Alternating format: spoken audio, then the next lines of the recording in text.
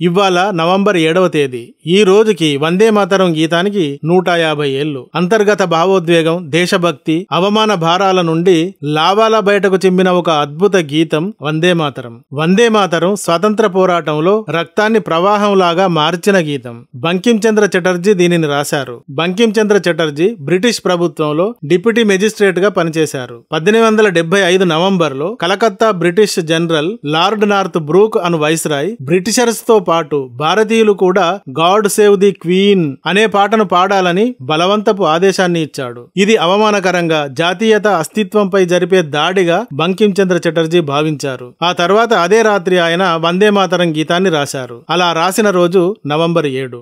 మొదట దీనిని తన సన్నిహితులకు చూపించారు. తర్వాత 1882లో ఆనంద్ మఠ్ అను తన నవలలో చేర్చారు. ఆ తర్వాత 1905లో బెంగాల్ విభజన సమయంలో ఈ గీతమే స్ఫూర్తిగా మారింది. ఈ రోజు మోడీ గారు ఢిల్లీలోని ఇందిరాగాంధీ ఇండోర్ స్టేడియంలో సంవత్సరం పొడుగునా సాగే కార్యక్రమాలు ప్రారంభించారు. దీని గురించి స్వయంగా వందే మాతర గీతాన్ని ఆయన ఆలపించారు. స్మారక స్టాంపు అండ్ నాణాన్ని కూడా విడుదల చేశారు. వందే మాతర గీతాలాపన ఒక సంకల్పం, ఒక మంత్రం. అది దేశమాత ఆరాధన, సాధన.